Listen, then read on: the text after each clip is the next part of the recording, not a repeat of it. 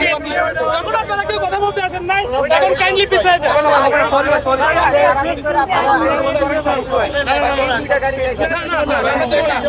আমরা যখন মার খেয়েছি পুলিশের কাছে, তখন আপনারা কেউ কথা বলেছেন? আমরা আপনাদেরকে অনেক ভালোবাসি, কিন্তু আমাদের সাথে কথা বলেন। আমরা বিপদ আছি ভাই, বৈষম্য করবো না, আমরা বৈষম্য করবো না, সবাই রাষ্ট্র নাগরিক, সবার একই অধিকার। চলে আমরা হেল্প করি, আপনার গাড়ি ভয় হেল্প করি, আপনার সমস্যা নাই, গাড়ি ভয় হেল্প করে দিই, আপনার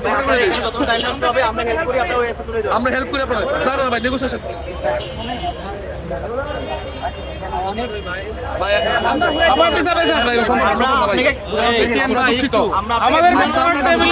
ব্যবস্থা করে দেন।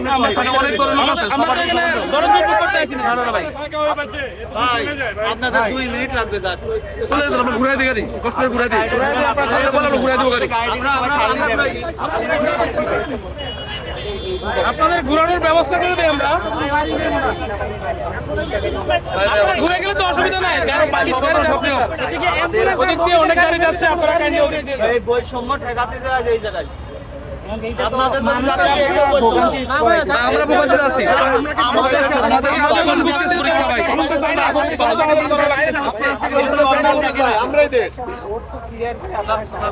পদ্মা সেতু, মেট্রো রেল এবং এলিভেটেড এক্সপ্রেসওয়ে নির্মাণের গর্বিত অংশীদার বসুন্ধরা সিমেন্ট।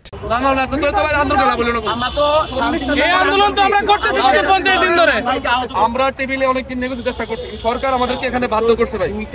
আমরা ভাই বৈষম্য করবো না, আমরা হচ্ছে রাষ্ট্রের সর্বোচ্চ স্থান নেওয়ার চেষ্টা করছি, আমরা বৈষম্য করবো না। সরকার বৈষম্য আমার সাথে করতেছে, আপনার সেনাবাহিনী সম্মান করি।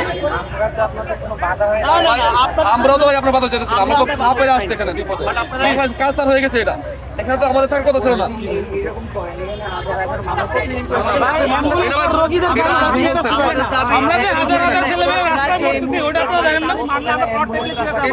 আমাদের সরকার করে না কেন, সরকার আমার চিন্তা করে না কেন, আমার সরকার আমরা বসেছি, ছাত্ররা বসেছি।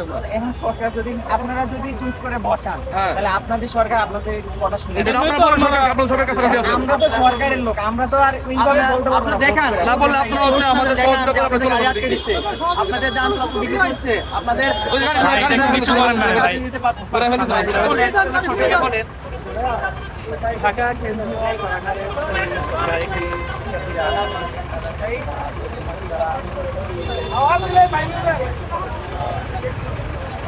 ঢাকা কেন্দ্রীয় কারাগার এবং সেনাবাহিনীর গাড়ি শিক্ষার্থীদের আন্দোলনের মুখে পড়েছে। তারা যে 47তম বিসিএসের পরীক্ষার্থী যারা রয়েছেন, তারা আজকে শাহবাগে অবরোধ করে রেখেছেন, যার ফলে কিন্তু সব ধরনের যান চলাচল এই সড়কে বন্ধ রয়েছে। এবং শিক্ষার্থীরা কিন্তু এই মুহূর্তে দেখছি যে কেন্দ্রীয় কারাগার এবং সেনাবাহিনীর একটি গাড়ি তারা সরিয়ে দিয়েছেন, অর্থাৎ তারা এই সড়ক দিয়ে যেতে দেননি।